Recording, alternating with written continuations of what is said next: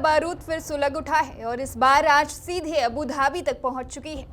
संयुक्त अरब अमीरात यानी यूएई ने ईरान पर बेहद संगीन आरोप लगाया है। आरोप यह है कि तेहरान ने यूएई की तरफ दो बैलिस्टिक मिसाइलें दागी है। एक मिसाइल सीमा से ठीक बाहर गिरी तो दूसरी सीधे यूएई की समुद्री सीमा के भीतर जाकर धड़ाम हुई।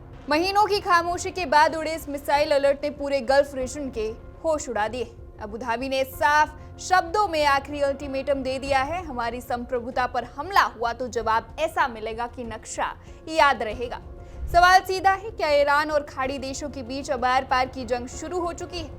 आइए आपको पूरी इनसाइड स्टोरी बताते हैं। जैसे ही यूएई के रडार पर दो संदिग्ध बैलिस्टिक मिसाइलें चमकी, देश का एयर डिफेंस सिस्टम तुरंत एक्टिव हो गया। खतरा कितना बड़ा था इसका अंदाजा आप इसी बात से लगा सकते हैं कि यूएई में मौजूद लाखों नागरिकों और प्रवासियों के फोन पर अचानक इमरजेंसी अलर्ट बजा।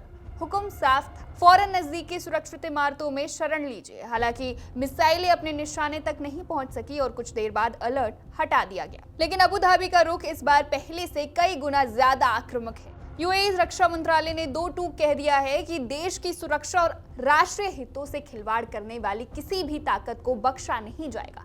आखिर अचानक मिसाइल अलर्ट क्यों आया, इस क्रोनोलॉजी को समझिए। 28 फरवरी का महासंग्राम, जब अमेरिका और इजराइल ने ईरान पर संयुक्त हमले किए थे, तब यूएई पर करीब 3000 मिसाइलों और ड्रोन्स की बौछार हुई थी। जून का सीज फायर, अमेरिका और ईरान के बीच हुए समझौते के बाद हमले थमे थे।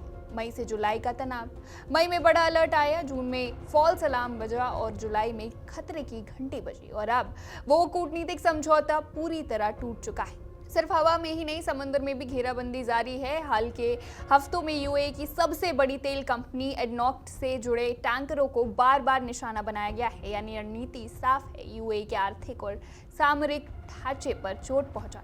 इस पूरे घटनाक्रम में सबसे बड़ा सस्पेंस क्या है? यूएई के इतने भारी भरकम आरोपों के बावजूद ईरान ने अभी तक एक शब्द नहीं बोला है। तेहरान की तरफ से पूरी तरह से रहस्यमयी खामोशी। लेकिन क्या ये खामोशी किसी बहुत बड़े तूफान का प्रीव्यू है?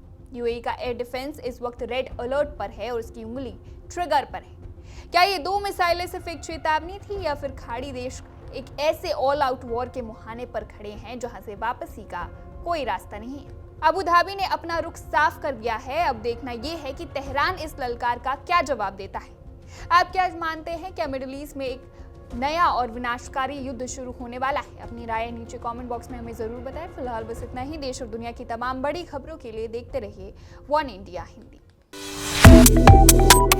Subscribe to One India and never miss an update. Download the One India app now.